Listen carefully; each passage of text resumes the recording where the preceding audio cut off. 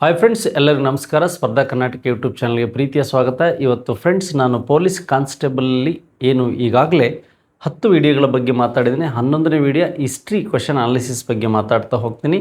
ಇನ್ನೂ ಯಾರು ನಮ್ಮ ಸ್ಪರ್ಧಾ ಕರ್ನಾಟಕ ಯೂಟ್ಯೂಬ್ ಚಾನಲ್ಗೆ ಸಬ್ಸ್ಕ್ರೈಬ್ ಆಗಿಲ್ಲ ಅವರು ಸಬ್ಸ್ಕ್ರೈಬ್ ಆಗಿ ಅಂತ ಹೇಳ್ತಾ, ಈಗ ನಮ್ಮ ಸ್ಪರ್ಧಾ ಕರ್ನಾಟಕ ಅಕಾಡೆಮಿಯಲ್ಲಿ ಆನ್ಲೈನ್ ಮತ್ತು ಆಫ್ಲೈನ್ ತರಗತಿಗಳು ಸ್ಟಾರ್ಟ್ ಆಗಿದೆ. 45 ಡೇಸ್ನ ಆಫ್ಲೈನ್ ಕ್ಲಾಸಸ್ಗಳು ಸ್ಟಾರ್ಟ್ ಆಗಿದೆ. ಇದನ್ನು ಸದುಪಯೋಗಪಡಿಸ್ಕೊಳ್ಳಿ. ಹೆಚ್ಚಿನ ಮಾಹಿತಿಗಾಗಿ 9071673831 ಆರ್ 32ಗೆ ಕರೆ ಮಾಡಿದರೆ ನಿಮಗೆ ಆನ್ಲೈನ್ ಪರ್ಚೇಸ್ ಮಾಡೋದು ಹೇಗೆ ಮತ್ತು ಆಫ್ಲೈನ್ ಕ್ಲಾಸಸ್ಗಳ ಬಗ್ಗೆ ಸಂಪೂರ್ಣ ಮಾಹಿತಿಯನ್ನು ನೀಡ್ತಾರೆ. ಹಾಗಾದರೆ ನಮಗೆ ಹಿಂದೆ ಬಂದಿರತಕ್ಕಂಥ ಪ್ರಶ್ನೆಗಳ ಜೊತೆಗೆ ಈಗ KEA ಎಕ್ಸಾಮ್ ನಡೆಸೋದ್ರಿಂದ ಮುಂದಿನ ವೀಡಿಯೋಗಳಿಂದ ನಾವೇನು ಮಾಡೋಣ, ಸ್ವಲ್ಪ ಲಾಂಗ್ ಟೈಮ್ ಅಂದರೆ ನಿಮಗೆ AR ಟೈಪ್ ಕ್ವಶನ್ಸ್ಗಳು ಅಥವಾ ABC ಇರ್ತಕ್ಕಂಥದ್ದು ಅಥವಾ ಮ್ಯಾಚ್ ದ ಫಾಲೋಯಿಂಗು ಅಥವಾ ಸ್ಟೇಟ್ಮೆಂಟ್ ವೈಸ್ ಕ್ವಶನ್ಸ್ಗಳನ್ನು 1 ಮಾತ್ರ 2 ಮಾತ್ರ ಸರಿ ಈ ಥರದ ಪ್ರಶ್ನೆಗಳ ಬಗ್ಗೆ ಡಿಸ್ಕಷನ್ ಮಾಡೋಣ. ಈಗ ನಮಗೆ ಬೇಸಿಕ್ಕಾಗಿ ಕೇಳಿರ್ತಕ್ಕಂಥ ಪ್ರಶ್ನೆ ಏನಪ್ಪ ಅಂದರೆ, ಔರಂಗಜೇಬನ ಪೂರ್ಣ ಹೆಸರೇನು ಅಂತ ಕೇಳಿದ್ದಾರೆ. ಔರಂಗಜೇಬನ ಪೂರ್ಣ ಹೆಸರೇನು ಅಂತ ನಮಗೆ ಆಲ್ಮೋಸ್ಟ್ ಪ್ರಶ್ನೆಗಳು ಬಂದರೆ ಅಲ್ಲಿ ಈ ಥರದ ಪ್ರಶ್ನೆಗಳು ಬರೋದಾದರೆ ಈ ಅಕ್ಬರ್ ಏನಿದೆ, ಅಕ್ಬರ್ನ ಮೊದಲ ಹೆಸರು ಕೇಳ್ಬೋದು. ಅಕ್ಬರ್ನ ಮೊದಲ ಹೆಸರು. ಅದನ್ನು ಬಿಟ್ಟರೆ ನಮಗೆ ಈ ಟಿಪ್ಪು ಸುಲ್ತಾನ್ ಏನಿದ್ದಾನೆ, ಈ ಟಿಪ್ಪು ಸುಲ್ತಾನ್ಗೆ ಸಂಬಂಧಿಸಿದಂಥ ಈ ಟಿಪ್ಪು ಸುಲ್ತಾನ್ಗೆ ಸಂಬಂಧಿಸಿದಂಥ ಪೂರ್ಣ ಹೆಸರುಗಳನ್ನ ಕೇಳ್ಬೋದು. ಅದೇ ರೀತಿಯಾಗಿ ಔರಂಗಜೇಬನ ಪೂರ್ಣ ಹೆಸರು ಅಥವಾ ಮೊದಲ ಹೆಸರುಗಳಿಗೆ ಸಂಬಂಧಿಸಿದಂತೆ ಕೇಳ್ತಾ ಹೋಗಿದ್ದಾರೆ. ನೋಡಿ, ಇಲ್ಲಿ ಮಯುದ್ದೀನ್ ಮೊಹಮ್ಮದ್ ಔರಂಗಜೇಬ್ ಅಂತಿದೆ, ನೂರುದ್ದೀನ್ ಮೊಹಮ್ಮದ್ ಔರಂಗಜೇಬ್ ಅಂತಿದೆ, ಜಲಾಲುದ್ದೀನ್ ಮೊಹಮ್ಮದ್ ಔರಂಗಜೇಬ್ ಅಂತಕ್ಕಂಥದ್ದಿದೆ, ಹಾಗೆ ನಸೀರುದ್ದೀನ್ ಮೊಹಮ್ಮದ್ ಔರಂಗಜೇಬ್ ಅಂತಕ್ಕಂಥದ್ದಿದೆ. ಹಾಗಾದರೆ ಇದಕ್ಕೆ ಮೊದಲ ಹೆಸರು, ಇವನು 2 ಬಾರಿ ದೆಹಲಿ ಸಿಂಹಾಸನವನ್ನು ಏರ್ತಾನೆ. 2 ಬಾರಿ ಏನಾಗುತ್ತೆ, 1658ರಲ್ಲಿ ತನ್ನ ತಂದೆಯನ್ನು ಸೆರೆಮನೆಯಲ್ಲಿಟ್ಟು ಏನು ಮಾಡ್ತಾನೆ, ಔರಂಗಜೇಬ್ ಅಧಿಕಾರಕ್ಕೆ ಬರ್ತಾನೆ. ಶಹಜಾನ್ ಅಂತಕ್ಕಂಥವನು ಯಾರು, ಈ ಶಹಜಾನ್ ಅಂತಕ್ಕಂಥವನು ಬದುಕಿದ್ದಾಗಲೇ ಸೆರೆಮನೆ ವಾಸವನ್ನು ಆಗ್ರಾದಲ್ಲಿ ಅನುಭವಿಸಿ 1666ಕ್ಕೆ ಇವನು ಸತ್ತೋಗ್ತಾನೆ ಸೆರೆಮನೆಯಲ್ಲಿ, ಶಹಜಾನ್ ಅಂತಕ್ಕಂಥ ಒಬ್ಬ ಮಹಾಶಯ. ಹಾಗಾದರೆ ಈ ಮುಯುದ್ದೀನ್ ಮೊಹಮ್ಮದ್ ಔರಂಗಜೇಬ್ ಅಂತಕ್ಕಂಥದ್ದು ಇವನ ಪೂರ್ಣ ಹೆಸರು ಅಂತಕ್ಕಂಥದ್ದು ನಿಮಗೆ ಗೊತ್ತಿಲ್ಲ. ಪೂರ್ಣ ಹೆಸರು ಅಂತಕ್ಕಂಥದ್ದು ನಿಮಗೆ ಗೊತ್ತಿರಬೇಕಂತಕ್ಕಂಥದ್ದು. ಈ ಜಲಾಲುದ್ದೀನ್ ಮೊಹಮ್ಮದ್ ಅನ್ನೋದು ಅಕ್ಬರ್ನ ಮೊದಲ ಹೆಸರು. ಯಾವುದು? ಜಲಾಲ್ ಉದ್ದೀನ್ ಮೊಹಮ್ಮದ್ ಅಂತಕ್ಕಂಥದ್ದೇನಿದೆ ಇದು ಈ ಅಕ್ಬರ್ನ ಮೊದಲ ಹೆಸರು ಅಂತಕ್ಕಂಥದ್ದು ನಿಮಗೆ ಗೊತ್ತಿಲ್ಲ. ನೆಕ್ಸ್ಟು ಈ ಟಿಪ್ಪು ಸುಲ್ತಾನ್ ಅಂತಕ್ಕಂಥದ್ದು ಈ ಫತ್ತೇ ಅಲಿ ಖಾನ್, ಯಾವುದು? ಫತ್ತೇ ಅಲಿ ಖಾನ್ ಅಂತಕ್ಕಂಥದ್ದು ಟಿಪ್ಪುವಿನ ಮೊದಲ ಹೆಸರು ಅಂತಕ್ಕಂಥದ್ದು ನಿಮಗೆ ಗೊತ್ತಿರಬೇಕು. ಹಾಗಾದರೆ ಈ 3 ಆಪ್ಷನ್ಸ್ ತಪ್ಪಿದೆ. ಫಸ್ಟ್ ಆಪ್ಷನ್ಸ್ ಏನಿದೆ ಇದು ಕರೆಕ್ಟಾಗಿದೆ ಅಂತಕ್ಕಂಥದ್ದು ನಿಮ್ಗೆ ಗೊತ್ತಿರಬೇಕು. ಔರಂಗಜೇಬ್ ಮತ್ತು ಅವನ ಆಡಳಿತ ಅಧಿಕಾರಕ್ಕೆ ಬಂದಿದ್ರ ಬಗ್ಗೆ ಮತ್ತೆ ಪ್ರಶ್ನೆಗಳನ್ನು ಕೇಳ್ಬೋದು. ನೋಡಿ, ನಾವಿಲ್ಲಿ ಔರಂಗಜೇಬಿಗೆ ನಾವು ಹಸ್ತಕ್ಷರಗಳ ಪಿತಾಮಹ ಅಂತ ಕರಿತೀವಿ, ಹಾಗೆ ಜೀವಂತ ಸಾಧು ಅಂತ ಕರಿತೀವಿ, ಹಾಗೆ ಜಿಂದಾಪೀರ್ ಅಂತ ಕರಿತೀವಿ. ಜೀವಂತ ಸಾಧು, ಜಿಂದಾಪೀರ್ ಮತ್ತು ಹಸ್ತಕ್ಷರಗಳ ಪಿತಾಮಹ ಯಾರು ಅಂದರೆ ಔರಂಗಜೇಬ್ ಅಂತ ಗೊತ್ತಿರಬೇಕು. ಹುತಾತ್ಮ ಸಂತ ಯಾರು ಅಂದರೆ ಜಹಾಂಗೀರ್ ಅಂತ ಗೊತ್ತಿರಬೇಕು. ಹುತಾತ್ಮ ಸಂತ ಅಂದರೆ ಯಾರು ಅಂದರೆ ಜಹಾಂಗೀರ್ ಅಂತ ಗೊತ್ತಿರಬೇಕು. ಹಾಗಾದರೆ ಮುಂಬರುವ ಪರೀಕ್ಷೆಗಳಲ್ಲಿ ಇವು ಸಹ ನಮಗೆ ವಿವಿಧ ವಿಧಾನದಲ್ಲಿ ಪ್ರಶ್ನೆಗಳು ಬರ್ಬೋದು. ಮೈಸೂರಿನ ಒಡೆಯರ ರಾಜಕುಟುಂಬ ಈ ಕೆಳಗಿನ ಯಾವ ರಾಜ್ಯ ಮನೆತನಕ್ಕೆ ಸಂಬಂಧಪಟ್ಟಿದೆ ಅಂತಕ್ಕಂಥದ್ದು. ನೋಡಿ, ನಮಗೆ ಈ ಮಧ್ಯಕಾಲೀನ ಇತಿಹಾಸ ಸ್ಟಾರ್ಟ್ ಆಗಿದ್ದು ಮತ್ತು ಈ ಆಧುನಿಕ ಇತಿಹಾಸ ಸ್ಟಾರ್ಟ್ ಆಗಿದ್ದು ಲಿಂಕ್ ನಿಮಗೆ ಬೇಕು. ನೋಡಿ, ಈ ಹೊಯ್ಸಳರ 3ನೇ ವೀರಬಲ್ಲಾಳನ ಆಸ್ಥಾನದಲ್ಲಿ ಆಶ್ರಯದಾತರಾಗಿದ್ದ ಈ ಅಕ್ಕ ಏನಿದ್ದಾರೆ, ಹಾಗೆ ಈ ಬುಕ್ಕ ಏನಿದ್ದಾರೆ, ಇವರು 1336ರಲ್ಲಿ ವಿಜಯನಗರ ಸ್ಟಾರ್ಟ್ ಮಾಡಿದರು. ಅದೇ ರೀತಿಯಾಗಿ ವಿಜಯನಗರದ ಸಾಮಂತರಾದಂಥ ಮೈಸೂರಿನಲ್ಲಿ ಈ ಯದುರಾಯ, ಯಾರು? ಯದುರಾಯ ಮತ್ತು ಈ ಕೃಷ್ಣರಾಯ ಅಂತಕ್ಕಂಥವ್ರು ಏನು ಮಾಡ್ತಾರೆ, 1399ರಲ್ಲಿ ಈ ಮೈಸೂರು ಸಂಸ್ಥಾನ ಅಥವಾ ಈ ಮೈಸೂರು ಸಾಮ್ರಾಜ್ಯವನ್ನು ಈ ಹದಿನಾಡಲ್ಲಿ ಅಥವಾ ಯಳಂದೂರಲ್ಲಿ, ಎಲ್ಲಿ ಹದಿನಾಡು ಅಂದ್ರೆ ಒಂದೇ, ಹದಿನಾಡು ಅಥವಾ ಈ ಯಳಂದೂರಲ್ಲಿ ಏನು ಮಾಡ್ತಾರೆ, ಸ್ಥಾಪನೆ ಮಾಡ್ತಾರೆ. ಈ ಚಾಮರಾಜನಗರದಲ್ಲಿ ಅಂತಕ್ಕಂಥದ್ದು. ಇವರು ಎಲ್ಲಿಯವರು ಅಂದರೆ ಈ ಯದುವಂಶಕ್ಕೆ ಸೇರಿದವರು. ಉತ್ತರದ ಈ ದ್ವಾರಕೆಯ ಯದುವಂಶಕ್ಕೆ ಸೇರಿದವರು ಯಾರು ಅಂದರೆ ಯದುರಾಯ ಮತ್ತು ಕೃಷ್ಣರಾಯ. ಇವರು ವಿಜಯನಗರದ ಸಾಮಂತರಾಗಿದ್ದರು ಫಸ್ಟು. ನಂತರ ಹದಿನಾಡಿನಿಂದ ಶ್ರೀರಂಗಪಟ್ಟಣಕ್ಕೆ ಬಂದರು, ಶ್ರೀರಂಗಪಟ್ಟಣದಿಂದ ಮೈಸೂರು, ಮೈಸೂರಿಂದ ಬೆಂಗಳೂರು. ಹಾಗೆ ನಮಗೆ ಈ ಮೈಸೂರು ಸಂಸ್ಥಾನ ಸ್ಟಾರ್ಟ್ ಆಗಿದ್ರ ಬಗ್ಗೆ ಗೊತ್ತಿರಬೇಕು. 1399 ಹಾಗೆ 1336 ಬಗ್ಗೆನೂ ಸಹ ನಿಮಗೆ ಮಾಹಿತಿಗಳಿರಬೇಕು. ಪಲ್ಲವರು, ಗಂಗರು ಮತ್ತು ಚಾಲುಕ್ಯರ ಬಗ್ಗೆನೂ ಸಹ ನಿಮಗೆ ಕರ್ನಾಟಕ ಇತಿಹಾಸದಲ್ಲಿ ಪ್ರಶ್ನೆಗಳು ಬೇಕಾಗುತ್ತೆ. ಅದಾದಮೇಲೆ ನಮಗೆ ಈ ಒಂದು ಭಾರತೀಯ ರಾಷ್ಟ್ರೀಯ ಕಾಂಗ್ರೆಸ್ ಮೊದಲ ಸಭೆ ಅಧ್ಯಕ್ಷತೆಯನ್ನು ವಹಿಸಿದವರು ಯಾರು ಅಂತಕ್ಕಂಥದ್ದು ನಿಮಗೆ ಗೊತ್ತಿರಬೇಕು. ಇವುಗಳಲ್ಲಿ ಯಾರೂ ಅಲ್ಲ ಅಂತಕ್ಕಂಥದ್ದು. ನೋಡಿ, ಇಲ್ಲಿ WC ಬ್ಯಾನರ್ಜಿ ಇದೆ, AO ಹ್ಯೂಮ್ ಇದೆ, ದಾದಾಬಾಯಿ ನವರೋಜಿ ಇದೆ. ನೋಡಿ, ರಾಷ್ಟ್ರೀಯ ಕಾಂಗ್ರೆಸ್ ಸ್ಟಾರ್ಟ್ ಆಗೋದಕ್ಕೆ ಮುಖ್ಯ ಕಾರಣನಾದಂಥವ್ರು ಯಾರು ಅಂದರೆ 1885 ಈ ಮಂತ್ ಆಫ್ ಡಿಸೆಂಬರ್ಲಿ 28, 29, 30 ನಡೆದಂಥ ಈ ಘಟನೆ ಏನಿದೆ, ಈ ಒಂದು ಅಧಿವೇಶನ ಎಲ್ಲಿ ನಡೀತು ಅಂದರೆ ಬಾಂಬೆ ಅಂತ ಗೊತ್ತಿರಬೇಕು. ಈ ಅಧಿವೇಶನ ನಡೆಯೋದಕ್ಕೆ ಈ ಒಂದು ಇಂಡಿಯನ್ ನ್ಯಾಷನಲ್ ಕಾಂಗ್ರೆಸ್ ಸ್ಥಾಪನೆಗೆ ಈ ಸೇಫ್ಟಿ ವ್ಯಾಲ್ಯೂ ಥಿಯರಿಯನ್ನು, ರಕ್ಷಾ ಕವಾಟ ಸಿದ್ಧಾಂತವನ್ನು ಸ್ಥಾಪಿಸಿದವರು ಮತ್ತು ಕಾಂಗ್ರೆಸ್ನ ಒಬ್ಬ ಸ್ಥಾಪಕ ಯಾರು ಅಂದರೆ ICS ನಿವೃತ್ತ ಅಧಿಕಾರಿಯಾದಂಥ AO ಹ್ಯೂಮ್ ಅಂತಕ್ಕಂಥದ್ದು ನಿಮಗೆ ಗೊತ್ತಿರಬೇಕು. AO ಹ್ಯೂಮ್ ಅಂತ.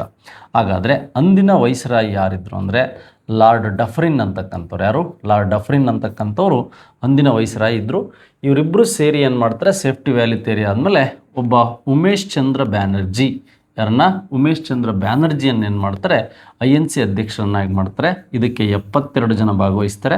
ಲಾಸ್ಟ್ ವಿಡಿಯೋದಲ್ಲಿ 4 ಜನ ಕನ್ನಡಿಗರು ಯಾರ್ಯಾರಿದ್ದರು, ಚಂದವರ್ಕರು ಮತ್ತು ಹಾಗೆ ಕೋಲಾಚಲ ವೆಂಕಟರಾವ್ ಇವರೆಲ್ಲ ಇದ್ರ ಬಗ್ಗೆ ಮಾತಾಡಿದ್ದೀನಿ.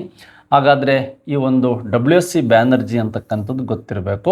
ಈ ದಾದಾಬಾಯಿ ನವರೋಜಿ ಏನು ಮಾಡ್ತಾರೆ, 3 ಬಾರಿ ಒಂದು INC ಅಧಿವೇಶನದ ಅಧ್ಯಕ್ಷತೆಯನ್ನು ವಹಿಸ್ತಾರೆ. INC ಅಧಿವೇಶನದ ಅಧ್ಯಕ್ಷತೆ ವಹಿಸ್ತಾರೆ. ಕಲ್ಕತ್ತಾ ಮತ್ತು ಲಾಹೋರಲ್ಲಿ 3 ಬಾರಿ INC ಅಧಿವೇಶನ ಅಧ್ಯಕ್ಷತೆ ವಹಿಸಿದವರು ದಾದಾಬಾಯಿ ನವರೋಜಿ. ಅದೇ ರೀತಿಯಾಗಿ 5 ಬಾರಿ INC ಅಧ್ಯಕ್ಷತೆ ವಹಿಸಿದವರು ಯಾರು ಅಂದರೆ ನೆಹರು ಅವರು ಅಂತಕ್ಕಂಥದ್ದು ನಿಮಗೆ ಗೊತ್ತಿರಬೇಕು.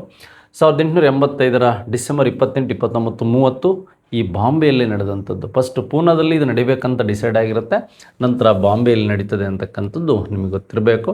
ಈಗ ಮೊದಲ ಒಂದು ಕಾಂಗ್ರೆಸ್ ಅಧಿವೇಶನ ನಮಗೆ ಗೊತ್ತಾಯಿತು. ಫೌಂಡರ್ AO ಹ್ಯೂಮ್ ಬಗ್ಗೆ ಮತ್ತು ಈ ರಕ್ಷಾ ಕವಾಟ ಸಿದ್ಧಾಂತ, ಯಾವುದು ರಕ್ಷಾ ಕವಾಟ ಸಿದ್ಧಾಂತ ಅಂತ ಏನಿದೆ, ಈ ರಕ್ಷಾ ಕವಾಟ ಸಿದ್ಧಾಂತದ ಮೇಲೂ ಸಹ ನಿಮಗೆ ಗೊತ್ತಿರಬೇಕು. ನೆಕ್ಸ್ಟ್, ಸ್ವರಾಜ್ಯ ಎಂಬ ಶಬ್ದವನ್ನು ಬಳಸಿದ ಮೊದಲ ಭಾರತೀಯರು ಯಾರು? ಬಾಲಗಂಗಾಧರ ತಿಲಕ್, ಗೋಪಾಲಕೃಷ್ಣ ಗೋಖಲೆ, ದಾದಾಬಾಯಿ ನವರೋಜಿ, ಲಾಲಾ ಲಜಪತ್ ರಾಯ್ ಅಂತಕ್ಕಂಥದ್ದು ನಮಗೆ ಮಾಹಿತಿ ಇದೆ ಅಂತಕ್ಕಂಥದ್ದು. ಹಾಗಾದರೆ ಈ ಒಂದು ಪ್ರಶ್ನೆಗೆ ನಮಗೆ ಸರಿಯಾದ ಉತ್ತರ ಯಾವುದು ಅಂತಕ್ಕಂಥದ್ದು ಬೇಕು. ನೋಡಿ, ಬಾಲಗಂಗಾಧರ ತಿಲಕ್ ಅಂತಕ್ಕಂಥವ್ರು ಏನಿದ್ದಾರೆ, ಇವರು ನಿಮಗೆ ವಿಶೇಷವಾಗಿ ಈ ಒಂದು ಸ್ವತಂತ್ರ ಹೋರಾಟದಲ್ಲಿ ಈ ಗಣೇಶ ಮತ್ತು ಶಿವಾಜಿ ಉತ್ಸವಗಳನ್ನು, ಯಾವುದು ಗಣೇಶ ಮತ್ತು ಶಿವಾಜಿ ಉತ್ಸವಗಳನ್ನು ಸ್ಟಾರ್ಟ್ ಮಾಡ್ತಾರೆ. ಗೋಪಾಲಕೃಷ್ಣ ಗೋಖಲೆ ಅವರು ದ ಸರ್ವೆಂಟ್ ಆಫ್ ಇಂಡಿಯನ್ ಸೊಸೈಟಿಯನ್ನು ಸ್ಟಾರ್ಟ್ ಮಾಡ್ತಾರೆ. ಬಟ್ಟು ದಾದಾಬಾಯಿ ನವರೋಜಿಯವರ ಒಂದು ಅಂಶ ಏನು ಅಂದರೆ, ಆಗಲೇ ಹೇಳಿದಂಗೆ 1906 ಒಂದು ಇಂಡಿಯನ್ ನ್ಯಾಷನಲ್ ಕಾಂಗ್ರೆಸ್ ಅಧಿವೇಶನದಲ್ಲಿ ಏನು ಮಾಡ್ತಾರೆ, ಇವರ ಡ್ರೈನ್ ವೆಲ್ ಥಿಯರಿ ಪಬ್ಲಿಷ್ ಜೊತೆಗೆ ಇವರು ಫಸ್ಟ್ ಟೈಮ್ ಏನು ಮಾಡ್ತಾರೆ, ಸ್ವರಾಜ್ಯ ಎಂಬ ಪದವನ್ನು ಬಳಸ್ತಾರೆ. ಸ್ವರಾಜ್ಯ ಎಂಬ ಪದವನ್ನು ಬಳಸ್ತಾರೆ. ಆದರೆ 1929 ಈ ಒಂದು ಲಾಹೋರ್ ಏನಿದೆ, ಈ ಲಾಹೋರ್ ಕಾಂಗ್ರೆಸ್ ಅಧಿವೇಶನದಲ್ಲಿ ನೆಹರು ಅವರು ಏನು ಮಾಡ್ತಾರೆ, ಇದನ್ನು ಪೂರ್ಣ ಸ್ವರಾಜ್ಯ, ಯಾವುದು ಪೂರ್ಣ ಸ್ವರಾಜ್ಯವನ್ನು ಘೋಷಣೆ ಮಾಡ್ತಾರೆ. ಅದ್ರ ಬಗ್ಗೆನೂ ಸಹ ನಿಮಗೆ ಐಡಿಯಾ ಇರಬೇಕು. ಹಾಗಾದರೆ ಲಾಲಾ ಲಜಪತ್ ರಾಯ್ ಅಂತಕ್ಕಂಥವ್ರು ಈ ಸ್ಯಾಂಡರ್ಸ್ನ ಲಾಠಿ ಏಟಿಗೆ ಸೈಮನ್ ಕಮಿಷನನ್ನು ವಿರೋಧಿಸಿ ಡೆತ್ ಆಗಿದ್ರ ಬಗ್ಗೆ ನಿಮಗೆ ಮಾಹಿತಿ ಇರಬೇಕು. ಹಾಗಾದರೆ ದಾದಾಬಾಯಿ ನವರೋಜಿಯವರ 3 ಬಾರಿ ಇವರು INC ಅಧಿವೇಶನದ ಅಧ್ಯಕ್ಷತೆಯನ್ನು ವಹಿಸಿದ್ದು. ಹಾಗೆ ಎರಡನೇ ಅಧಿವೇಶನ ಏನಿದೆ 1886 ಇರ್ಬೋದು, 1892 ಇರ್ಬೋದು, ಹಾಗೆ 1906 ಇರ್ಬೋದು. 3 ಬಾರಿ INC ಅಧಿವೇಶನದ ಅಧ್ಯಕ್ಷತೆ ವಹಿಸಿದವರು ಯಾರು ಅಂದರೆ ಈ ಒಂದು ದಾದಾಬಾಯಿ ನವರೋಜಿ. 1906 ಏನಿದೆ, ಇವರ ಒಂದು ಡ್ರೈನ್ ವೆಲ್ತ್ ಥಿಯರಿ, ಸಂಪತ್ತಿನ ಸೋರಿಕೆ ಸಿದ್ಧಾಂತ ಇರ್ಬೋದು, ಅದು ಪಬ್ಲಿಷ್ ಆಗಿದ್ದು. ಸ್ವರಾಜ್ಯ ಎಂಬ ಪದವನ್ನು ಬಳಕೆಯಾಗಿದ್ದ್ರ ಬಗ್ಗೆ ನಿಮಗೆ ಗೊತ್ತಿರಬೇಕು. ಆದರೆ ಯಾವ ಸಮಾಜ ಸುಧಾರಕ ಈ ಸ್ವರಾಜ್ಯ ಮತ್ತು ಈ ಸ್ವಧರ್ಮ ಮತ್ತು ಈ ಒಂದು ಸ್ವದೇಶ ಇದ್ರ ಬಗ್ಗೆ ಮಾತಾಡಿದ್ದು ಯಾರು ಅಂತ ಹೇಳಿದ್ದೀನಿ, ಅವರೇ ಈ ಒಂದು ದಯಾನಂದ. ಯಾರು? ದಯಾನಂದ ಸರಸ್ವತಿ ಅಂತಕ್ಕಂಥದ್ದು ನಿಮಗೆ ಗೊತ್ತಿರಬೇಕು. ದಯಾನಂದ ಸರಸ್ವತಿ ಅಂತಕ್ಕಂಥದ್ದು ಗೊತ್ತಿರಬೇಕು. 4ನೇ ಪ್ರಶ್ನೆಗೆ ಈಗ ನಮಗೆ ಸರಿಯಾದ ಉತ್ತರ ಸಿಕ್ತು, ದಾದಾಬಾಯಿ ನವರೋಜಿ. ಖಿಲಾಫತ್ ಚಳವಳಿ ಡ್ಯಾಶ್ಗೆ ಆದ ಅನ್ಯಾಯದ ವಿರುದ್ಧ ಪ್ರತಿಭಟಿಸಲು ಸಂಘಟಿಸಲಾಯಿತು ಅಂತ. ಟರ್ಕ್, ಪರ್ಷಿಯಾ, ಅರೇಬಿಯಾ ಮತ್ತು ಈಜಿಪ್ಟ್. ಸ್ನೇಹಿತರೆ, 1914ರಿಂದ 18ರವರೆಗೆ ಇಲ್ಲಿ ಒಂದು ಪ್ರಥಮ ಮಹಾಯುದ್ಧ ನಡೆಯುತ್ತೆ, ವರ್ಲ್ಡ್ ವಾರ್ ನಡೆಯುತ್ತೆ. ಈ ಯುದ್ಧಕ್ಕೆ ಸಂಬಂಧಿಸಿದಂತೆ ಟರ್ಕ್ ದೇಶ ಏನು ಮಾಡುತ್ತೆ, ಈ ಇಂಗ್ಲೆಂಡ್ ಅಂತಕ್ಕಂಥದ್ದು ಟರ್ಕ್ ದೇಶದ ದೊರೆಯಾದಂತಹ ಖಿಲಾಫತ್, ಅಂದರೆ ಟರ್ಕ್ ದೇಶದ ಮೊಹಮ್ಮದ್ ಅಲಿ ಇದ್ದಂಥ ಒಂದು ಬಿರುದು ಈ ಒಂದು ಖಿಲಾಫತ್ ಅಂತ. ಈ ಖಿಲಾಫತ್ತನ್ನು ರದ್ದುಪಡಿಸಿದ್ದರಿಂದ ಏನಾಯಿತು ಅಂದರೆ, ಟರ್ಕಲ್ಲಿ ಈ ಪ್ರತಿಭಟನೆ ಸ್ಟಾರ್ಟ್ ಆಗಿ ಇದೇನು ಮಾಡುತ್ತೆ, ಭಾರತಕ್ಕೆ ಬರುತ್ತೆ. ಭಾರತದಲ್ಲಿ ಬ್ರಿಟಿಷರ ವಿರೋಧಿ, ಮುಸ್ಲಿಮರ ಪರವಾಗಿ ಬ್ರಿಟಿಷರ ವಿರೋಧಿ ಚಳವಳಿಯಾಗಿ 1919ರಿಂದ 1923ರವರೆಗೆ ಇದ್ದಂಥದ್ದೇ ಈ ಖಿಲಾಫತ್ ಮೂಮೆಂಟ್ ಅಂತ ಗೊತ್ತಿರಬೇಕು. ಈಜಿಪ್ಟ್ ಇದೆ, ಅರೇಬಿಯಾ ಇದೆ, ಪರ್ಷಿಯಾ ಇದೆ.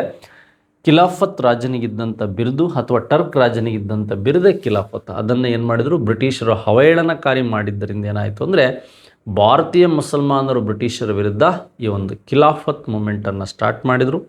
ಹಾಗೆ ಈ ಖಿಲಾಫತ್ ಕಾರ್ಯಕರ್ತರೇ ಈ ಚೌರಿ ಚೌರ ಈವೆಂಟ್ಸಲ್ಲೂ ಸಹ ಇದ್ದರು. 1922 ಈ ಒಂದು ಲಕ್ನೋದಲ್ಲಿ ಅಂತಕ್ಕಂಥದ್ದು ನಿಮಗೆ ಗೊತ್ತಿರಬೇಕು. ಉತ್ತರ ಪ್ರದೇಶ. ಸಿಂಧೂ ಕಣಿವೆಯ ನಾಗರಿಕತೆಯು ಡ್ಯಾಶ್ಗೆ ಸೇರಿದೆ ಎಂದು ಹೇಳಲಾಗಿದೆ. ನೋಡಿ, ಸಿಂಧೂ ಕಣಿವೆಯ ನಾಗರಿಕತೆಯನ್ನು ನಾವು ವಿಶೇಷವಾಗಿ ಕರಿತಾ ಹೋಗ್ತೀವಿ. ಇದನ್ನು ನಾವು ಹರಪ್ಪ ನಾಗರಿಕತೆ ಅಂತ ಕರಿತೀವಿ. ವಿಶ್ವದ ಮೊದಲ ಒಂದು ನಗರ ನಾಗರಿಕತೆ ಅಂತ ಕರಿತೀವಿ. ವರ್ಲ್ಡ್ ಫಸ್ಟ್ ಸಿಟಿ ಸಿವಿಲೈಸೇಷನ್ ಅಂತ ಕರಿತೀವಿ. ಹಾಗೆ ಈ ರೋಮ್ ಇರ್ಬೋದು, ಈಜಿಪ್ಟ್ ಇರ್ಬೋದು, ಈ ನಾಗರಿಕತೆಗಳ ಒಂದು ಸಮಕಾಲೀನ ನಾಗರಿಕತೆ ಅಂತಲೂ ಸಹ ಕರಿತೀವಿ. ಹಾಗೆ ಸಿಂಧೂ ನಾಗರಿಕತೆಯನ್ನು ನಾವು ತಾಮ್ರಯುಗದ ಏನಂತ ಕರಿತೀವಿ, ತಾಮ್ರಯುಗದ ನಾಗರಿಕತೆ. ನೋಡಿ, ಮೆಟಲ್ ಏಜ್ ಅಂತ ಏನು ಬರುತ್ತೆ ಅಥವಾ ಚಾಲ್ಕೋಲಿಥಿಕ್ ಏಜ್ ಅಂತ ಏನು ಬರುತ್ತೆ, ಕಂಚಿನ ಬ್ರೌನ್ಸ್ ಅಥವಾ ಚಾಲ್ಕೋಲಿಥಿಕ್ ಏಜ್ ಅಥವಾ ಕಂಚಿನ ತಾಮ್ರ ಏಕಕಾಲದಲ್ಲಿದ್ದರಿಂದ ಬ್ರೌನ್ಸ್ ಮತ್ತು ಚಾಲ್ಕೋಲಿಥಿಕ್ ಅಂತ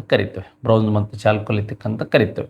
ಫಸ್ಟು ನಿಮಗೆ ಈ ಪ್ಯಾಲಿಯೋಲಿಥಿಕ್ ಏಜ್ ಬಗ್ಗೆ ಗೊತ್ತಿರಬೇಕು. ನೆಕ್ಸ್ಟ್ ನಿಮಗೆ ಈ ಮೈಕ್ರೋಲಿಥಿಕ್ ಏಜ್ ಬಗ್ಗೆ ಗೊತ್ತಿರಬೇಕು. ಕೊನೆಯದಾಗಿ ಈ ಹೊಸ ನಿಯೋಲಿಥಿಕ್ ಏಜ್ ಬಗ್ಗೆ ನಿಮಗೆ ಗೊತ್ತಿರಬೇಕು. ನೋಡಿ, ಮಾನವ ಆಹಾರವನ್ನು ಸಂಗ್ರಹಣೆ ಮಾಡ್ತಕ್ಕಂಥದ್ದು, ಈ ಬೇಟೆ ಆಡ್ತಕ್ಕಂಥದ್ದು, ಕ್ವಾರ್ಟರ್ಜೆಟ್ ಮೆನ್ ಇದ್ದಂಥದ್ದು ಎಲ್ಲಿ ಅಂದರೆ ಈ ಹಳೆ ಶಿಲಾಯುಗ. ಪ್ಯಾಲಿಯೋಲಿಥಿಕ್ ಅಂದರೆ ಹಳೆ, ಮೈಕ್ರೋ ಅಂದರೆ ಸೂಕ್ಷ್ಮ, ಮೆಸೋ ಆರ್ ಮೈಕ್ರೋ ಅಂದರೆ ಸೂಕ್ಷ್ಮ ಶಿಲಾಯುಗ. ಇಲ್ಲೇನು ಮಾಡ್ದ, ಇವನು ಬೆಂಕಿ ಇವನ್ನೆಲ್ಲ ಕಂಡಿಡ್ಕೊಂಡ. ಹಾಗಾದರೆ ನಿಯೋಲಿಥಿಕ್ ಅಂದರೆ ನಮಗೆ ಈ ನವಶಿಲಾಯುಗ ಅಂತ ಗೊತ್ತಿರಬೇಕು. ನಿಯೋಲಿಥಿಕ್ ಅಂದರೆ ನವಶಿಲಾಯುಗ. ಈ ಶಿಲಾಯುಗಕ್ಕೆ ಸಂಬಂಧಿಸಿದಂಥ ಘಟನೆಗಳು ಇಲ್ಲಿ ಏನು ನಡೀತದೆ, ಏನಾಗ್ತದೆ ಅಂದರೆ ನಿಮಗೆ ಆ್ಯಶ್ ಮೌಂಟ್ಗಳು ಬರ್ತಕ್ಕಂಥದ್ದು, ಹಾಗೆ ಅನಿಮಲ್ ಹಸ್ಬೆಂಡ್ರಿ ಬರ್ತಕ್ಕಂಥದ್ದು, ಹಾಗೆ ಕೃಷಿ ಅಂತಕ್ಕಂಥದ್ದು, ಮಾನವ ಸ್ಥಿರ ಜೀವನವನ್ನು ನಡೆಸಿದ್ದು ಈ ನವಶಿಲಾಯುಗದಲ್ಲಿ ಅಂತಕ್ಕಂಥದ್ದು ನಿಮಗೆ ಗೊತ್ತಿರಬೇಕು. ಇದರ ನೆಲೆಗಳ ಮೇಲೂ ಸಹ ಪೊಲೀಸ್ ಕಾನ್ಸ್ಟೇಬಲಲ್ಲಿ ಪ್ರಶ್ನೆಗಳನ್ನ ಕೇಳಿದ್ದಾರೆ. ಅದರ ಒಂದು ಮಾಹಿತಿ ನಿಮಗಿರಲಿ ಸ್ನೇಹಿತರೆ. ಎಸ್, ನೋಡಿ, ಈ ಥರದ ಪ್ರಶ್ನೆಗಳು ಬರುತ್ತೆ. ಇವುಗಳಲ್ಲಿ ಯಾವುದು ಪಂಚಶೀಲ ತತ್ವಗಳಲ್ಲಿ ಒಂದಿಲ್ಲ ಅಂತಕ್ಕಂಥದ್ದು. ಪರಸ್ಪರ ಆಕ್ರಮಣವಿಲ್ಲದಿರುವುದು, ಆಂತರಿಕ ವ್ಯವಹಾರಗಳಲ್ಲಿ ಪರಸ್ಪರ ಹಸ್ತಕ್ಷೇಪ ಮಾಡದಿರುವುದು, ಪರಸ್ಪರ ಸಹಕಾರ ಮತ್ತು ಗೌರವ ಇಲ್ಲದಿರುವುದು, ಶಾಂತಿಯುತ ಸಹಬಾಳ್ವೆ ಅಂತಕ್ಕಂಥ ವ್ಯವಹಾರದಲ್ಲಿ ಪರಸ್ಪರ ಹಸ್ತಕ್ಷೇಪ ಮಾಡದಿರುವುದು, ಪರಸ್ಪರ ಆಕ್ರಮಣವಿಲ್ಲದಿರುವುದು. ನೋಡಿ, ಯಾವುದು ಒಂದಲ್ಲ ಅಂತ, ಒಂದಲ್ಲಿ ಅಂತಕ್ಕಂಥದ್ದು ಅಥವಾ ಒಂದಲ್ಲ ಅಂತಕ್ಕಂಥದ್ದನ್ನು ನಾವಿಲ್ಲಿ ನೋಡ್ತಾ ಹೋಗ್ಬೋದು. ಹಾಗಾದರೆ ಈ 7ನೇ ಪ್ರಶ್ನೆಗೆ ಸರಿಯಾದ ಉತ್ತರ ಯಾವುದು ಅಂದರೆ ಪರಸ್ಪರ ಸಹಕಾರ ಅಥವಾ ಗೌರವ ಇಲ್ಲದಿರುವುದು ಅಂತಕ್ಕಂಥದ್ದು ಯಾವುದೇ ಇದಿಲ್ಲ. ಯಾಕೆಂದರೆ 1954ರಲ್ಲಿ ಇದರ ರೂವಾರಿ ಯಾರು ಅಂದರೆ ಈ ನೆಹರು ಅವರು ಅಂತಕ್ಕಂಥದ್ದು ಗೊತ್ತಿರಬೇಕು. ಚೀನಾ, ಭಾರತ ಮತ್ತು ಇವಕ್ಕೆ ಸಂಬಂಧಿಸಿದಂಥ ನೆಹರು ಅವರು ಪಂಚಶೀಲ ತತ್ವಗಳನ್ನು ಅಳವಡಿಸಿಕೊಂಡಿದ್ರ ಬಗ್ಗೆ, ಇದರ ಸೂತ್ರ ಮತ್ತು ತತ್ವಗಳ ಬಗ್ಗೆಯೂ ಸಹ ನಿಮಗೆ ಮಾಹಿತಿ ಇರಬೇಕು ಸ್ನೇಹಿತರೆ. ನೆಕ್ಸ್ಟ್ ಇದಾದಮೇಲೆ, ಈ ಲೋಕದಲ್ಲಿ ಜನಗಳ ಎಲ್ಲ ಅಗತ್ಯತೆಗಳನ್ನು ಪೂರೈಸಬಹುದು, ಆದರೆ ಅವರ ದುರಾಸೆಯನ್ನಲ್ಲ. ಇದು ಕೆಳಗಿನ ಯಾವ ವ್ಯಕ್ತಿಯ ಪ್ರಸಿದ್ಧ ಉಲ್ಲೇಖ ಅಂತ. ನೋಡಿ, ನೆಹರು ಅವರು ಏನು ಹೇಳ್ತಾರೆ, ಈ ಇತಿಹಾಸ ಅಂದರೆ ಮಾನವ ಅನಾಗರಿಕತೆಯಿಂದ ನಾಗರಿಕತೆಗೆ ಬೆಳೆದು ಬಂದದ್ದೇ ಇತಿಹಾಸ ಅನ್ನೋದು ನೆಹರು. ನೆಕ್ಸ್ಟ್ ಹಾಗಾದರೆ ಅಂಬೇಡ್ಕರ್ ಏನು ಹೇಳ್ತಾರೆ, ಇತಿಹಾಸವನ್ನು ಮರೆತವರು ಇತಿಹಾಸವನ್ನು ಸೃಷ್ಟಿಸಲಾರರು ಅಂತೇಳಿದ್ದು ಅಂಬೇಡ್ಕರ್. ಸುಭಾಷ್ ಚಂದ್ರ ಬೋಸ್ ಏನು ಹೇಳ್ತಾರೆ, ನೀವು ನಮಗೆ ರಕ್ತ ಕೊಡಿ, ಏನು ಕೊಡಿ, ಈ ಒಂದು ರಕ್ತ ಕೊಡಿ, ನಾವು ನಿಮಗೆ ಸ್ವಾತಂತ್ರ್ಯ ಕೊಡುತ್ತೇವೆ ಅಂತ ಹೇಳ್ತಾರೆ. ಆದರೆ ಶಾಂತಿ ದೂತರಾದಂತಹ ಮಹಾತ್ಮ ಗಾಂಧೀಜಿ ಏನಿದ್ದಾರೆ, ಇವರ ಒಂದು ಕೊಟೇಶನ್ ಯಾವುದು, ಲೋಕದಲ್ಲಿ ಜಗಳ ಎಲ್ಲ ಅಂದರೆ ಜನಗಳ ಎಲ್ಲ ಅಗತ್ಯತೆಗಳನ್ನು ಪೂರೈಸಬಹುದು, ಆದರೆ ಅವರ ದುರಾಸೆಯನ್ನಲ್ಲ, ಸ್ವಾರ್ಥವನ್ನಲ್ಲ ಅಂತ ಹೇಳಿದ್ದು ಯಾರು ಅಂದರೆ ಮಹಾತ್ಮ ಗಾಂಧೀಜಿಯವರು ಅಂತಕ್ಕಂಥದ್ದು ನಿಮಗೆ ಗೊತ್ತಿರಬೇಕು. ನೆಕ್ಸ್ಟ್ ಅದಾದಮೇಲೆ ಕೆಳಗಿನ ಯಾವ ಗವರ್ನರ್ ಜನರಲ್ ಜಮೀನ್ದಾರಿ ಸಿಸ್ಟಮ್ ಅನ್ನು ಭಾರತದಲ್ಲಿ ಜಾರಿಗೆ ತಂದರು? ಜಮೀನ್ದಾರಿ ಅಂದರೆ ಈ ಪರ್ಮನೆಂಟ್ ಸೆಟಲ್ಮೆಂಟ್ ಸಿಸ್ಟಮ್ ಬಗ್ಗೆ ಗೊತ್ತಿರಬೇಕು. ನೋಡಿ, ನಿಮಗೆ ಆಲ್ಮೋಸ್ಟ್ ಪರ್ಮನೆಂಟ್ ಸೆಟಲ್ಮೆಂಟ್ ಸಿಸ್ಟಮ್ ಅಂತಕ್ಕಂಥದ್ದು ಭಾರತದಲ್ಲಿ ಪ್ರಥಮವಾಗಿ ಈ ರೈತವಾರಿ ಮಹಲ್ವಾರಿಗಿಂತ ಮುಂಚೆ ಏನಾಯಿತು, 1793ರಲ್ಲಿ ಇದು ಜಾರಿಗೆ ಬಂತು ಅಂತಕ್ಕಂಥದ್ದು. ಇದು ಈ ಬಂಗಾಳ ಪ್ರಾಂತ್ಯದಲ್ಲಿ ಏನಾಗುತ್ತೆ ಅಂದರೆ ಈ ಒಂದು ಲಾರ್ಡ್ ಕಾರ್ನ್ವಾಲಿಸ್ ಏನು ಮಾಡ್ತಾನೆ, ಲಾರ್ಡ್ ಕಾರ್ನ್ವಾಲಿಸ್ ಇದನ್ನು ಜಾರಿಗೆ ತರ್ತಾನೆ. ನೋಡಿ, ಈ ಕಾಯಂ ಜಮೀನ್ದಾರಿ ಪದ್ಧತಿ ಅಂದರೆ ನಮಗೆ ಈ ಜಮೀನ್ದಾರರನ್ನು ಈ ಭೂ ಮಾಲೀಕರನ್ನಾಗಿ ಮಾಡಿ ಬ್ರಿಟಿಷ್ ಈಸ್ಟ್ ಇಂಡಿಯಾ ಕಂಪನಿ ಮತ್ತು ರೈತರ ನಡುವೆ ಏನು ಮಾಡ್ತಾರೆ, ಈ ಜಮೀನ್ದಾರನನ್ನೇ ಮಧ್ಯವರ್ತಿಯಾಗಿ ಮಾಡ್ತಾರೆ. ಸುಮಾರು ಇದರಲ್ಲಿ 1/3 ಕಂದಾಯ ವಸೂಲಿ ಮಾಡ್ತಾರೆ. ಭಾರತದ ಒಟ್ಟು ವಿಸ್ತೀರ್ಣದಲ್ಲಿ ಒಂದು 19% ಏನಾಗಿರುತ್ತೆ, ಭೂಮಿಯಲ್ಲಿದು ವ್ಯಾಪ್ತಿ ಬಂದಿರುತ್ತೆ ಅಂತಕ್ಕಂಥದ್ದು ಗೊತ್ತಿರಬೇಕು. ಸುಮಾರು ಒಂದು 10 ರಿಂದ 20 ವರ್ಷಗಳ ಕಾಲ ಇದೇನಾಗಿರುತ್ತೋ ಭಾರತದಲ್ಲಿ ಜಾರಿಯಲ್ಲಿತ್ತು ಅಂತಕ್ಕಂಥದ್ದು. ಎಲ್ಲಿ ಅಂದರೆ ಬಂಗಾಳ, ಬಿಹಾರ ಮತ್ತು ಈ ಪ್ರಾಂತ್ಯಗಳಲ್ಲಿ ಈ ರೈತವಾರಿ ಪದ್ಧತಿ ಜಾರಿಯಲ್ಲಿದ್ದದ್ರ ಬಗ್ಗೆ ನಿಮಗೆ ಗೊತ್ತಿರಬೇಕು. ಒಡಿಸ್ಸಾ, ಬಂಗಾಳ, ಬಿಹಾರ ಮತ್ತು ಒಡಿಸ್ಸಾದಲ್ಲಿತ್ತು. ನೆಕ್ಸ್ಟು 1820ರಲ್ಲಿ ಈ ಒಂದು ರೈತವಾರಿ ಪದ್ಧತಿ ಜಾರಿಗೆ ಬಂತು.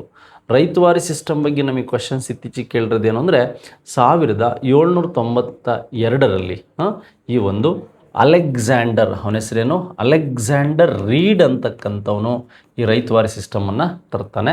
ಆದರೆ ಇದನ್ನು ಇಂಪ್ರೂವ್ಮೆಂಟ್ ಮಾಡಿದ್ದು ಎಲ್ಲಿ ಅಂದರೆ 1820ರಲ್ಲಿ ಈ ಒಂದು ಮದ್ರಾಸಿನ ಈ ಒಂದು ಸೇಲಂ ಜಿಲ್ಲೆಯಲ್ಲಿ, ಸೇಲಂ ಜಿಲ್ಲೆಯಲ್ಲಿ. ನೋಡಿ, ಹಾಗಾದರೆ ಇದು ಈ ಬಾಂಬೆ ಪ್ರಾಂತ್ಯದಲ್ಲಿರ್ಬೋದು, ಹಾಗೆ ಮದ್ರಾಸ್ ಪ್ರಾಂತ್ಯದಲ್ಲಿರ್ಬೋದು, ಹಾಗೆ ಅಸ್ಸಾಂ ಭಾಗದಲ್ಲಿರ್ಬೋದು, ಹಾಗೆ ಈ ಒಂದು ಬರ್ಮಾ ಇದ್ದಂಥದ್ದು. ಇದು ಏನು ಅಂದರೆ 1/2 ಕಂದಾಯ ಇತ್ತು ಅಂತ ಗೊತ್ತಿರಬೇಕು. ನೆಕ್ಸ್ಟ್ ಹಾಗಾದರೆ 1822ರಲ್ಲಿ ನಿಮಗೆ ಈ ಮಹಲ್ವಾರಿ ಪದ್ಧತಿಯ ಬ್ಲೂ ಪ್ರಿಂಟ್ ಫಸ್ಟ್ ಕೊಟ್ಟಂಥವ್ನು ಯಾರು ಅಂದರೆ ಈ ಒಂದು ಆಲ್ಟ್ ಮೆಕಾಂಜೆ ಅಂತ ಇವನ ಹೆಸರು. ಯಾರು? ಆಲ್ಟ್ ಮೆಕಾಂಜೆ ಅಂತ. 1833ರಲ್ಲಿ ಇದನ್ನು ಜಾರಿಗೆ ತಂದಿದ್ದು ಯಾರು ಅಂದರೆ ಈ ಒಂದು ಬೆಂಟಿಕ್ ಅಂತಕ್ಕಂಥವನು. ಇದು ಸಹ ಈ ಬಂಗಾಳ ಭಾಗದಲ್ಲಿ, ಹಾಗೆ ಮಧ್ಯಪ್ರದೇಶಲ್ಲಿ, UPಯಲ್ಲಿ, ಹಾಗೆ ದೆಹಲಿಯಲ್ಲಿ ಈ ಭಾಗಗಳಲ್ಲಿ ಏನಾಗುತ್ತೆ ಹೆಚ್ಚಾಗಿ ಕಂಡುಬಂಥದ್ದು ಮಹಲ್ವಾರಿ. ಇದು 55% ಕಂದಾಯ ಇತ್ತು ಅಂತ ನಿಮ್ಗೆ ಗೊತ್ತಿರಬೇಕು. 9ನೇ ಪ್ರಶ್ನೆಗೆ ಇದು ಸರಿಯಾದ ಉತ್ತರ. ಡಾಲೌಸಿ, ಕ್ಯಾನಿಂಗ್ ಮತ್ತು ವಾರ್ನ್ ಹೇಸ್ಟಿಂಗ್ಸ್ ಬಗ್ಗೆ ಲಾಸ್ಟ್ ವಿಡಿಯೋದಲ್ಲಿ ಮಾತಾಡಿದ್ದೀನಿ. ಮಿಲಿಟರಿ ಸುಧಾರಣೆಗಳಾದ ಹುಲಿಯಾ ಮತ್ತು ದಾಗ್ ಡ್ಯಾಶ್ನಿಂದ ಪರಿಚಯಿಸಲ್ಪಟ್ಟಿತ್ತು ಅಂತಕ್ಕಂಥದ್ದು. ನೋಡಿ, ಇಲ್ಲಿ ಕುತುಬುದ್ದೀನ್ ಐಬಕ್ ನಿಮಗೆ ಗೊತ್ತಿರಬೇಕು. ಈ ಒಂದು ಕುತುಬುದ್ದೀನ್ ಐಬಕ್ ವಿಶೇಷವಾಗಿ ಈ 40ರ ಚಹಲ್ಗಾನಿ ಕೂಟವನ್ನು ಸ್ಟಾರ್ಟ್ ಮಾಡ್ತಾನೆ. ನೋಡಿ, ಅಲ್ಲಾವುದ್ದೀನ್ ಖಿಲ್ಜಿ ಅಂತಕ್ಕಂಥವನು ಇದಿಷ್ಟೇ ಅಲ್ಲ, ಹಾಜರಾತಿ ಪದ್ಧತಿಯನ್ನು, ಹಾಗೆ ವೇತನ ಪದ್ಧತಿಯನ್ನು, ಹಾಗೆ ದಕ್ಷಿಣ ಭಾರತದ ಮೇಲೆ ದಾಳಿ ಮಾಡೋದಕ್ಕೆ ಈ ಬೃಹತ್ ಸೇನೆಯನ್ನು ಕಟ್ಟಿದಂಥವನೇ ಅಲ್ಲಾವುದ್ದೀನ್ ಖಿಲ್ಜಿ.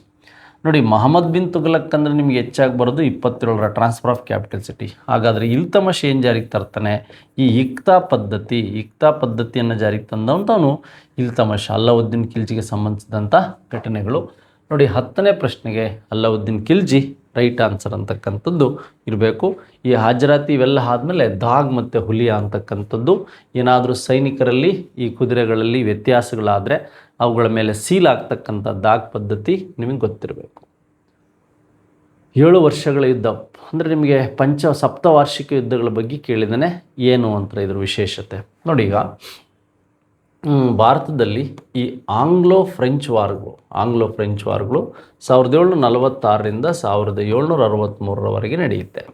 ಮೊದಲ ಆಂಗ್ಲೋ ಫ್ರೆಂಚ್ ವಾರ್ಗೆ ಕಾರಣ ಏನಪ್ಪ ಅಂದರೆ ಈ ಒಂದು ಆಫ್ರಿಕಾ ಖಂಡದಲ್ಲಿ ನಡೆದಂಥ ಆಸ್ಟ್ರಿಯಾ ಉತ್ತರಾಧಿಕಾರತ್ವ ಯುದ್ಧ. ಅದೇ ರೀತಿಯಾಗಿ ಈ 3ನೇ ಆಂಗ್ಲೋ ಫ್ರೆಂಚ್ ವಾರಿಗೆ ಏನು ಕಾರಣ ಅಂದರೆ 1756ರ ಒಂದು ಸಪ್ತವಾರ್ಷಿಕ ಯುದ್ಧ. ಹಾಗಾಗಿ ಆಂಗ್ಲೋ ಫ್ರೆಂಚ್ ಯುದ್ಧಕ್ಕೆ ಇದು ಕಾರಣ ಆಗುತ್ತೆ. ಇಲ್ಲಿ 7ನೇ ಅಥವಾ 7ರ ಯುದ್ಧ ಯಾವುದಕ್ಕೆ ಅಂದರೆ ಫ್ರಾನ್ಸ್ ಮತ್ತು ಇಂಗ್ಲೆಂಡಿಗೆ ಕಾರಣ ಆಗುತ್ತೆ. ಅಂದರೆ ಈ 3ನೇ ಆಂಗ್ಲೋ ಫ್ರೆಂಚ್ ಯುದ್ಧದಲ್ಲಿ ನಡೆದಂಥದ್ದೇ 1760ರ ಭಾರತದಲ್ಲಿ ಫ್ರೆಂಚರ ಪ್ರಾಬಲ್ಯ ಎಂಡ್ಯವಾದಂಥ ಅಥವಾ ಎಂಡಾದಂತಹ ಈ ವಾಂಡಿವಾಶ್ ಯಾವುದು ಅಂದರೆ ಈ ವಾಂಡಿವಾಶ್ ಕದನ ಅಂತ ಗೊತ್ತಿರಬೇಕು. ವಾಂಡಿವಾಶ್ ಕದನ ಈ ಒಂದು ಸರ್ ಐರ್ಕೂಟ್ ಕೌಂಟ್ ಮತ್ತು ಈ ಒಂದು ಫ್ರೆಂಚ್ ಗವರ್ನರ್ ಆದಂತಹ ಕೌಂಟ್ ಡಿ ಲ್ಯಾಲಿ ನಡುವೆ ನಡೆಯುತ್ತೆ. ಹಾಗಾಗಿ 7 ವರ್ಷಗಳ ಯುದ್ಧ ಅಥವಾ ಫ್ರಾನ್ಸ್ ಮತ್ತು ಇದರ ಯುದ್ಧಗಳ ಬಗ್ಗೆ ನಿಮಗೆ ಮಾಹಿತಿ ಇರಲಿ. ಹಾಗಾದರೆ ಇದಾದಮೇಲೆ ನಮಗೆ ವಿಜಯನಗರ ರಾಜ್ಯದ ಬಗ್ಗೆ ತಪ್ಪಾದ ಹೇಳಿಕೆಯನ್ನು ಆಯ್ಕೆ ಮಾಡಿ. ಈ ಥರದ ಪ್ರಶ್ನೆಗಳು ಸಹ ಕೇಳ್ಬೋದು. ಅವರು ಎಲ್ಲ ಧರ್ಮಗಳ ಬಗ್ಗೆ ಸಹಿಷ್ಣುತೆಯನ್ನು ತೋರುತ್ತಿದ್ದರು. ಹೌದು, ಹಿಂದೂ, ಮುಸಲ್ಮಾನ, ಕ್ರಿಶ್ಚಿಯಾನಿಟಿಗೆ ಅವಕಾಶ ಕೊಟ್ಟಿದ್ದರು. ಅವರ ರಾಜಧಾನಿಯಲ್ಲಿ ಮಸೀದಿ ಇತ್ತು. ದೇವರಾಜನ ಕಾಲದಲ್ಲಿ ಮಸೀದಿಗಳಾಯಿತು. ಜೈನ ಮತ್ತು ವೈಷ್ಣವ ನಡುವಿನ ಸಮಸ್ಯೆಯನ್ನು ಬುಕ್ಕರಾಯ ಪರಿಹರಿಸಿದನು. ಹಾಗಾಗಿ ನಿಮ್ಗೆ ಗೊತ್ತಿರಬೇಕು, ಈ 1000 ಕಂಬಗಳ ಜೈನ ಬಸದಿ ಏನಿದೆ, ಈ ಒಂದು ಮೂಡಬಿದಿರೆಯಲ್ಲಿ ಈ ಒಂದು 1000 ಕಂಬಗಳ ಜೈನ ಬಸದಿಯನ್ನು ನಿರ್ಮಾಣ ಮಾಡಿದ್ದೆ ವಿಜಯನಗರ ಸಾಮ್ರಾಜ್ಯದವರು ಅಂತ ಗೊತ್ತಿರಬೇಕು. ಆದರೆ ವಿಜಯನಗರ ಕಲೆ ಮತ್ತು ಶಿಲ್ಪಕಲೆ ನಾಗರ ಶೈಲಿಯ ವಾಸ್ತುಶಿಲ್ಪದ ವಿಕಸನೀಯ ರೂಪ ಎಂದು ಐತಿಹಾಸಿಕಕಾರ ಪರ್ಸಿ ಬ್ರೌನ್ ಹೇಳಿದ್ದಾರೆ. ಇದು ಐತಿಹಾಸಿಕಕಾರ ಪರ್ಸಿ ಬ್ರೌನ್ ಹೇಳಿರ್ತಕ್ಕಂಥದ್ದು ಯಾವುದರ ಬಗ್ಗೆ ಅಂದರೆ ಬಾದಾಮಿ ಚಾಲುಕ್ಯರ ಬಗ್ಗೆ. ಐಹೊಳೆ ಅಂತಕ್ಕಂಥದ್ದು ಭಾರತದ ದೇವಾಲಯದ ತೊಟ್ಟಿಲು ಅಂತ ಹೇಳಿರೋದು ಪರ್ಸಿ ಬ್ರೌನ್. ಹಾಗಾಗಿ ಈ ಡಿ ಆಪ್ಷನ್ ಏನಿದೆ ಇದು ತಪ್ಪಾಗಿದೆ ಅಂತಕ್ಕಂಥದ್ದು ನಿಮಗೆ ಗೊತ್ತಿರಲಿ ಸ್ನೇಹಿತರೆ. ನೆಕ್ಸ್ಟ್ ಆದಮೇಲೆ ಕೆಳಗಿನ ಹೇಳಿಕೆಗಳಲ್ಲಿ ಯಾವುದು ಭಕ್ತಿ ಮೂಮೆಂಟಿನ ಫಲಿತಾಂಶವಲ್ಲ? ಭಕ್ತಿ ಸಂತರು ಹಿಂದೂ ಮತ್ತು ಮುಸ್ಲಿಮರ ನಡುವೆ ಸಾಮರಸ್ಯವನ್ನು ಉಂಟು ಮಾಡಿದರು. ಅದಕ್ಕೆ ಗೊತ್ತಿದೆ ನಿಮಗೆ, ಕಬೀರ, ರಾಮ ಮತ್ತು ರಹೀಮ ಅಂತ ಹೇಳಿದವನು ಸರಿ. ಭಕ್ತಿ ಸಂತರು ಸರಳ ಭಾಷೆಯಲ್ಲಿ ಸಾಮಾನ್ಯ ಜನರಿಗೆ ತಿಳುವಳಿಕೆಯಂತೆ ಮಾಡಿದರು. ಹೌದು, ಪಾಳಿ ಭಾಷೆ, ಅರ್ಧ ಮಾಗದಿ ಇವೆಲ್ಲ ಬಂತು. ಭಕ್ತಿ ಸಂತರು ಕನ್ನಡ ಸಾಹಿತ್ಯಕ್ಕೆ ಕೊಡುಗೆ, ಕನಕದಾಸರು, ಪುರಂದರದಾಸರು, ಅದು ಸಹ ರೈಟ್. ಭಕ್ತಿ ಸಂತರು ಸಾಂಪ್ರದಾಯಿಕವಾಗಿದ್ದರು ಮತ್ತು ಜಾತಿ ವ್ಯವಸ್ಥೆಯನ್ನು ಕಟ್ಟುನಿಟ್ಟಾಗಿ ಪಾಲಿಸಿದರು ಮತ್ತು ಉತ್ತೇಜಿಸಿದರು. ತಪ್ಪು ನೋಡಿ, ಬಸವಣ್ಣಯವರೆಲ್ಲ ಇರ್ಬೋದು, ರಮಾನಂದರಿರ್ಬೋದು, ಜಾತಿ ಪದ್ಧತಿಯನ್ನು ಕಟ್ಟುನಿಟ್ಟಾಗಿ ಅವ್ರು ಏನು ಮಾಡಿದರು, ಪಾಲಿಸಲಿಲ್ಲ. ಅಂದರೆ ಇದು ಫಲಿತಾಂಶವಲ್ಲ, ಭಕ್ತಿ ಮೂಮೆಂಟಿಗೆ ಸಂಬಂಧಿಸಿದಂಥ ಫಲಿತಾಂಶ ಇದಲ್ಲ ಅಂತ ನಿಮಗೆ ಗೊತ್ತಿರಬೇಕು. ನೆಕ್ಸ್ಟ್, ಮೊಘಲ್ ಸಿಂಹಾಸನದ ಉತ್ತರಾಧಿಕಾರಿ ದಾರಕಿಶೋ ಅವರನ್ನು ಯಾರು ಸೋಲಿಸಿದನು ಅಂತ. ಯಾಕೆ ಅಂದರೆ ನಿಮಗೆ ಮೇಜರಾಗಿ ಗೊತ್ತಿರಬೇಕು, ಈ ಶಹಜಾನನ ಮಕ್ಕಳೇ ಯಾರು ಅಂದರೆ ಈ ದಾರಕಿಶೋ, ಹಾಗೆ ಈ ಒಂದು ಶಾ ಅಂತ ಒಬ್ಬ, ಹಾಗೆ ಈ ಒಂದು ಔರಂಗಜೇಬ್ ಅಂತ, ಔರಂಗಜೇಬ್ ಅಂತ ಗೊತ್ತಿರಬೇಕು. ಈ ಔರಂಗಜೇಬ್ ಏನು ಮಾಡ್ತಾನೆ, ಶಹಜಾನನ್ನ 1658ರಲ್ಲಿ ಆಗ್ರಾದಲ್ಲಿ ಸೆರೆಮನೆಯಲ್ಲಿ ಇಡ್ತಾನೆ ಅಂತ ಗೊತ್ತಿರಬೇಕು. ಹಾಗಾಗಿ ದಾರಕಿಶನ ಉತ್ತರಾಧಿಕಾರಿಯಾಗಿದ್ದು ಯಾರು, 2 ಬಾರಿ ಮೊಘಲ್ ಸಿಂಹಾಸನವನ್ನು ಏರಿದ್ದು 58ರಲ್ಲಿ ಯಾರು ಅಂದರೆ ಇದೇ ಒಂದು ಔರಂಗಜೇಬ್ ಅಂತ ಗೊತ್ತಿರಬೇಕು. ಯಾರು, ಔರಂಗಜೇಬ್. ಈ ದಾರಕಿಶ ಏನು ಮಾಡ್ತಾನೆ, ಈ ಒಂದು ಉಪನಿಷತ್ತನ್ನು ಪರ್ಷಿಯನ್ ಭಾಷೆಗೆ, ಯಾವ ಭಾಷೆಗೆ, ಪರ್ಷಿಯನ್ ಭಾಷೆಗೆ ಭಾಷಾಂತರಿಸಿದ್ರ ಬಗ್ಗೆ ಕ್ವೆಶನ್ಸ್ ಕೇಳ್ಬೋದು. ಪರ್ಷಿಯನ್ ಭಾಷೆಗೆ ಭಾಷಾಂತರಿಸಿದ್ರ ಬಗ್ಗೆ ಪ್ರಶ್ನೆಗಳನ್ನು ಕೇಳ್ಬೋದು. ನೆಕ್ಸ್ಟ್, ಬ್ರಿಟಿಷರ ವಿರುದ್ಧ ಯಾವ ಭಾರತೀಯ ಬೃಹತ್ ಆಂದೋಲನ ಮಹಾತ್ಮ ಗಾಂಧೀಜಿ ನೇತೃತ್ವದಲ್ಲಿ ದಂಡಿ ಮಾರ್ಚ್ನಿಂದ ಪ್ರಾರಂಭವಾಯಿತು? ನೋಡಿ, ದಂಡಿ ಮಾರ್ಚ್ ಅಂದ ತಕ್ಷಣ ನಿಮಗೆ ಗೊತ್ತಾಗುತ್ತೆ, ಗಾಂಧೀಜಿಯವರೊಂದಿಗೆ ಅಥವಾ ಗಾಂಧೀಜಿಯವ್ರನ್ನ ಬಿಟ್ಟು 78 ಜನ ಅನುಯಾಯಿಗಳೊಂದಿಗೆ 1930 ಈ ಮಾರ್ಚ್ 12ನೇ ತಾರೀಕು ಸ್ಟಾರ್ಟ್ ಆಗಿ 1930 ಏಪ್ರಿಲ್ 6ನೇ ತಾರೀಕು ಈ ಗುಜರಾತಿನಲ್ಲಿರ್ತಕ್ಕಂತಹ ದಂಡಿಯಲ್ಲಿ ಉಪ್ಪನ್ನು ಕೈಗೆತ್ತಿಕೊಳ್ಳುವುದರ ಮೂಲಕ ಕಾನೂನನ್ನು ಮುರಿತಾರೆ. ಇದು ಹೊರಟಂಥದ್ದು ಎಲ್ಲಿ ಅಂದರೆ ಸಬರಮತಿ ಆಶ್ರಮದ್ದು. ಇಲ್ಲಿ ಮುಟ್ಟಿದಂಥದ್ದು ಎಲ್ಲಿ ಅಂದರೆ ದಂಡಿ. ಇಲ್ಲಿದ್ದಂಥವನೇ ಬಾಲಕ ಯಾರು, ಕರ್ನಾಟಕದ ಬಾಲಕ ಅಂದರೆ ಈ ಮೈಲಾರ ಮಹದೇವಪ್ಪ ಅಂತಕ್ಕಂಥದ್ದು 78 ಜನ ಅನುಯಾಯಿಗಳಲ್ಲಿ ಇದ್ದಂಥವನು ಅಂತ ನಿಮಗೆ ಗೊತ್ತಿರಬೇಕು. ಈ ರೀತಿಯ ಪ್ರಶ್ನೆಗಳು ಮತ್ತೆ ಕೇಳುವಂಥ ಸಂದರ್ಭಗಳು ಇರ್ತದೆ. ಈ ವಿಡಿಯೋ ಇಷ್ಟ ಆಗಿದ್ದರೆ ಇತರರಿಗೆ ಪರಿಚಯಿಸಿ ಅಂತ ಹೇಳ್ತಾ ಮುಂದಿನ ವಿಡಿಯೋದಲ್ಲಿ ಮತ್ತೆ ಭೇಟಿ ಆಗ್ತೀನಿ. Thank you very much. One and all.